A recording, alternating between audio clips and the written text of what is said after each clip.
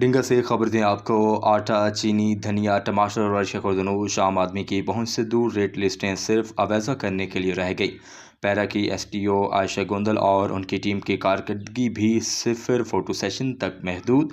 ہمارے نمائندے احتشام الاسلم کی رپورٹ کے مطابق ڈنگا جو ضلع گجرات کا آبادی کے اعتبار سے چوتھا اور تحصیل کھاریاں کا دوسرا بڑا شہر ہے، اس کو یوں نظر انداز کر دیا گیا جیسے یہ پیرا کی حدود میں شامل ہی نہیں۔ پیرا نے کنجا، منگوال، جلال پور، جٹا اور گجرات میں چند دکانیں سیل کر کے فوٹو بنا کر وزیر اعلیٰ کو روانہ کر دی، مگر عملی طور پر ڈنگا گراں فروشی اور ناجائز منافع خوری کی آخری حد پر کھڑا ہے۔ دوسرے اضلاع سے دکاندار آ کر ڈنگا میں آباد ہونے لگے ہیں کیونکہ یہاں ان کو گراں فروشی کے خلاف کسی کا کارروائی کا خدشہ نہیں۔ روٹی 20 روپے میں کھلے عام بک رہی ہے، آٹا عام آدمی کی قوت خرید سے بڑھ گیا، دھنیا اور ٹماٹر بلند ترین قیمت پر فروخت ہو رہے ہیں۔ عوامی حلقوں کا کہنا ہے کہ پرائس کنٹرول مجسٹریٹس بھی ریڑھی بانوں کو 2 سے 3 ہزار جرمانہ کر کے کارروائی پوری کرتے رہتے ہیں۔ نہ انہوں نے بڑے دکانداروں کو چیک کیا، نہ کوئی دکان سیل کی گئی۔